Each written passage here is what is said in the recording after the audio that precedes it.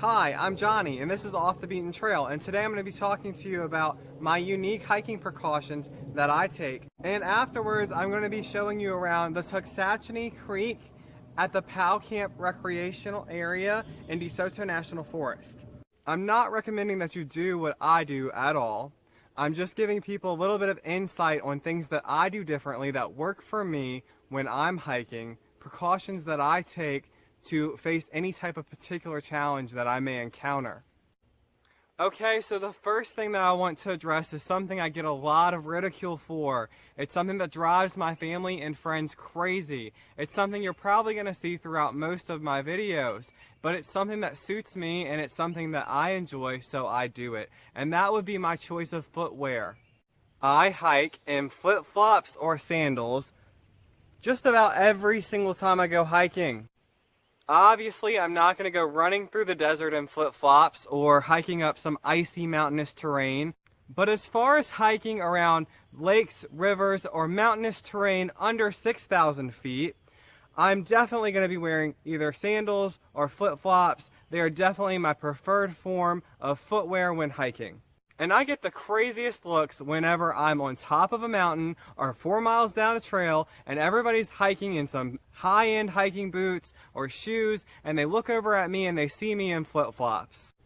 But what a lot of people don't understand is they do have very durable flip-flops and sandals that are exclusively made for hiking. The reason why I choose to hike in flip-flops is because I'm a water magnet. Everywhere I go, I find some type of water to get in, and it may be intentional, it may be an accident. Often these trails are very muddy, and sometimes I'm in mud up to my knees. The last thing that I want to do is ruin a great pair of hiking shoes or ruin a really good pair of boots. And trust me, I have done it several times. I cannot stand to walk around in wet or sandy socks, especially whenever I have 4 miles till I get back to the car. Another thing is, sometimes I find a great swimming hole and then I take my shoes off and go swimming. Again, when I put them back on, it's uncomfortable, it's awkward, and I have several miles to hike in. Now, I'm not recommending everybody go hike in flip-flops because I endure stubbed toes, broken toenails, cuts and scrapes all over my feet, all because I choose to hike in flip-flops. I also understand I am putting myself at more risk of getting bit by a spider, stung by a centipede, or bit by a snake. However, these are risks I accept because these are my personal preferences when I choose my hiking footwear. Another thing I always make sure to have with me when I'm hiking is a backpack. Even if I'm going somewhere that is only a mile hike or somewhere that's right next to a big city, I always want to make sure that I have a backpack. And inside of it, of course, I always keep water and food and a rope. I keep a compass, the essentials in case you get lost. You never know if there's going to be a flash flood or if the weather might just randomly become violent.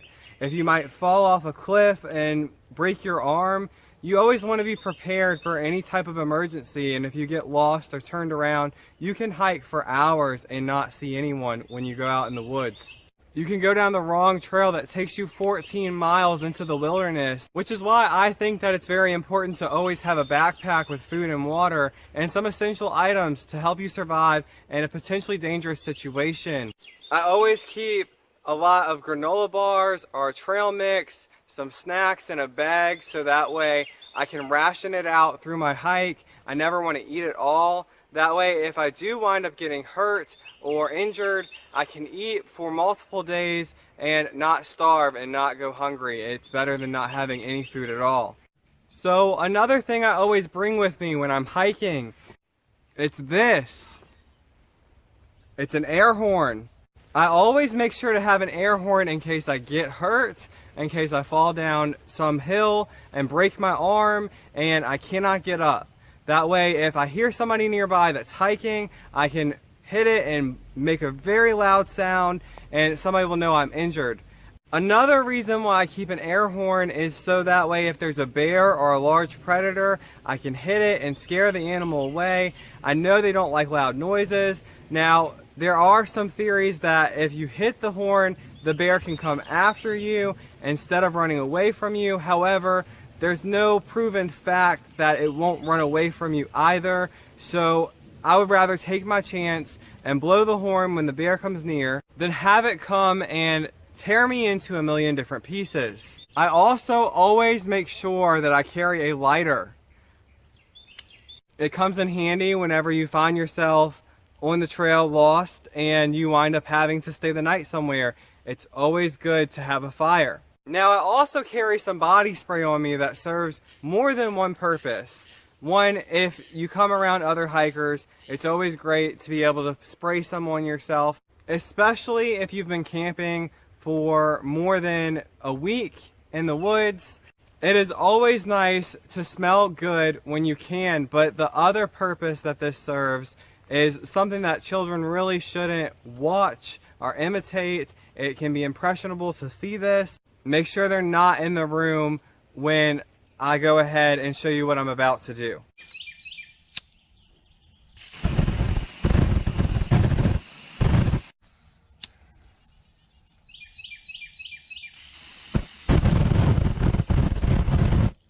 Now, this is something that I've done very, very rarely to start a fire when I was not able to start a fire. And I do not recommend doing it at all, except for in an emergency situation.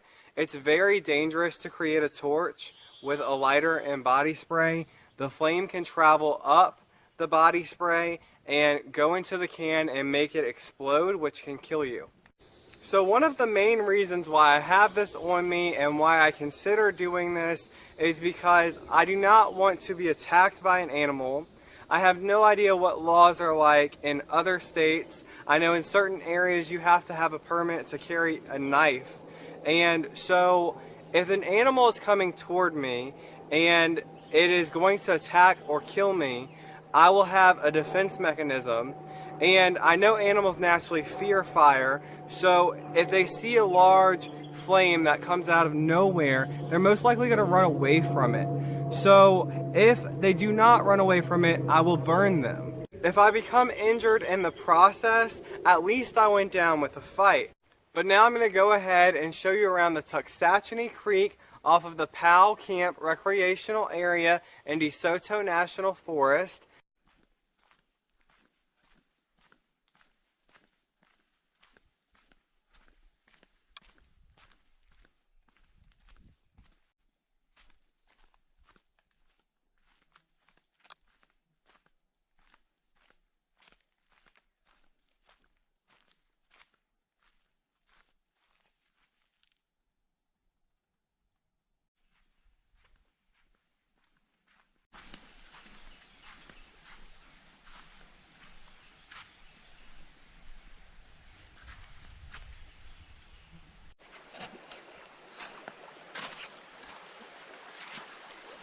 If you choose to go down the creek at this location, it's like stairs, straight down.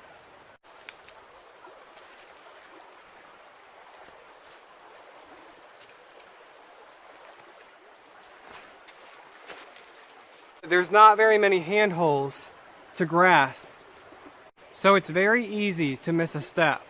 It's a natural spring, so it stays cold even in the summer, which is rare for being so far south. This is the stairwell basically that you have to climb up.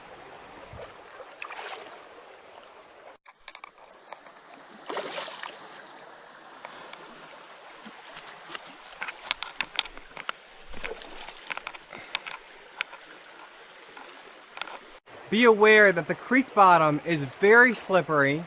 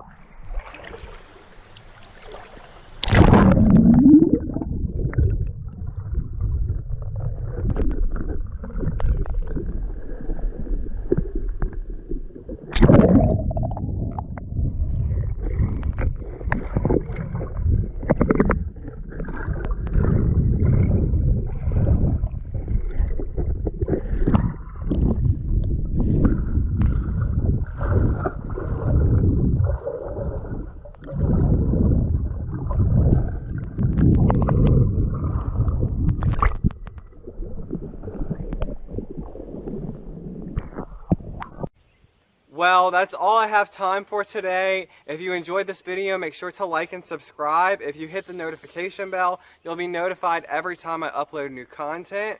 In my next video, I'm going to be talking about my Mississippi segment. I'm going to be explaining to you when you're going to be able to see the actual videos of my hikes, and when I'm going to start giving you all of this content. I will produce a video every single week after that.